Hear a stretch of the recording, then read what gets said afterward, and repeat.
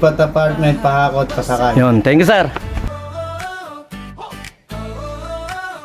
Yun, meron tayong hakot dyan sa may Kaingin Malolos. Dadali natin sa may San Pedro Bustos. Medyo may kadamihan pala yung gamit ni Sir niya. Pag talagang actual, medyo dumadami at saka medyo mabibigat din dahil pinagsama-sama niya nga sa isang box. Pero pag dun sa picture, pag nakita mo parang konti lang talaga, kaya minsan talagang kahit na nakapagsinta sa atin ng picture, pag actual na talagang dumadami. Pero ayun nga, kahit naman madami, nagkasya naman, ang medyo talagang mabibigat lang dahil yung mga boxes at saka yung Durabox hindi niya na pinagtatanggal yung mga damit, kaya talagang mabigat yun. Pero yun nga, ang kinuha lang sa atin ni Sir ay driver at saka taga-buhat lang. Pero yun nga, dahil nga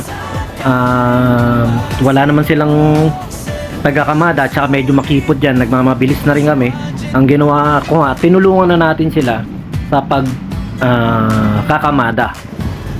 At yan nga rin minsan yung nagiging problema natin. Minsan makipot yung daan ng pinagkukuhanan natin ng gamit o pinagbababa ng gamit. Pero ito, dahil nga sila lang yung mga taga magbubuhat, sila na yung mga kumuha dyan.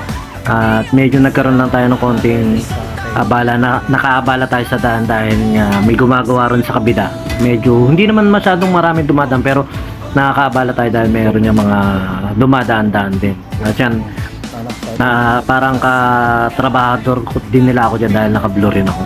At yun, syempre maraming salamat sa mga client natin, sa mga nagla-like, follow syempre sa Pakot Pasakay at saka Bidyam Lights and Sounds. At saka isang mabilis na to, nandiyan na kami sa San Pedro Bustos. At saka yung kapatid ni Sir Jeff, na si Bogart yata, parang gano'n ang pangalan, na classmate daw ni Jorisa at saka ni Giselle ng Kambal, at saka nila Perla, yan. At saka ito na nga, syempre nagbababa na tayo.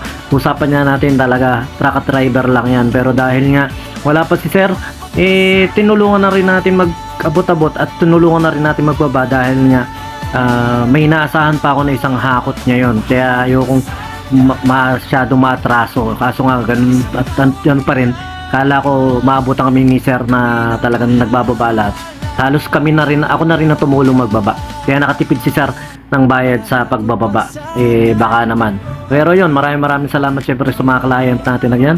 Hindi naman lagi araw-araw na ganun yung nangyayari sa atin, na yung client niya ay naililibre natin sa mga ganung bagay. At tulong na rin natin niya dahil yung kapatid yun, si Sir, masarap na mga kakwentuhan nun kasi sumabay sa akin sa unahan. At mga kakilala niya rin yung mga tropa natin dyan sa Busos.